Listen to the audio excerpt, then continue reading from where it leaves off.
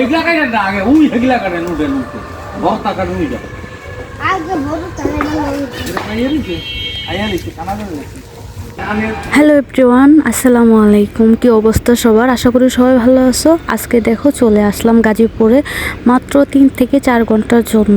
চলে আসছি আমাদের গাছের ফল ফলাদি নেওয়ার জন্য। ফার্স্টেই চলে আসলাম আমাদের রাস্তার পাশে গাছ থেকে কাঁঠাল পাড়ার জন্য। এই গাছের মধ্যে প্রচুর কাঁঠাল আসছে, প্রায় 100+ হবে মেবি। আমাদের বাড়িতে অনেক রকমের ফল ফলাদির গাছ আছে আলহামদুলিল্লাহ। গাছ থেকে ফল খেতে পারে। ফাহাদ আমাদের গাছ থেকে ফল পাড়ার জন্য খুবই এক্সাইটেড। আর আমাদের গেট দিয়ে ঢুকতেই এরকম একটা সুন্দর একটা ফুলের গাছ। এই ফুল গাছটার এজ শুনলে অবশ্যই অবাক হবেন। এই ফুল গাছটার বয়স হয়েছে 11 বছর। ফাহাদ যখন হয়নি তখন এই গাছটা লাগানো হয়েছিল। আমি আর ফাহাদের আব্বু নার্সারি থেকে এনে তারপরে এই গাছটা লাগিয়েছিলাম।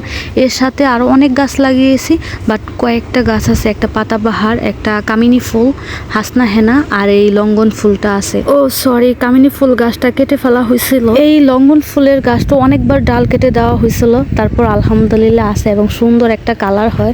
সবাই আলহামদুলিল্লাহ বলবেন। এইদিকে গাছ থেকে আম পাড়ার জন্য ফাহাদ আর ফাহাদের দাদু চলে গেছিল কোটা আনতে আরেকজনের বাসা থেকে।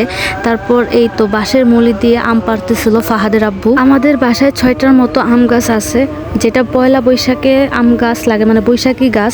ওটাতে আম পড়ে মানুষ নিয়ে গেছে, যে যেভাবে পারছে সেভাবেই নিয়ে গেছে। কারণ হলো আমার শাশুড়ি কিছুদিনের জন্য আমাদের বাসায় ছিল, আর এই দিক দিয়ে এই গাছ থেকে আমগুলা সব পেরে নিয়ে গেছে। আর ওই গাছের আমটা বড়ের মতো সারাদিনই পড়তে থাকে টাপুর টুপুর। কোনো সমস্যা নাই, আমাদের রিজিকে যতটুকু আছে ততটুকুই আলহামদুলিল্লাহ। গাছের নিচে বসে গাছ থেকে এরকম পাকা আম একদম ন্যাচারাল, কার ভাগ্যে আছে এরকম বসে বসে গাছ থেকে পেরে তারপর খাইতেছি আলহামদুলিল্লাহ। সবাই আমার ফ্যামিলির জন্য দোয়া করবা। আল্লাহ হাফেজ।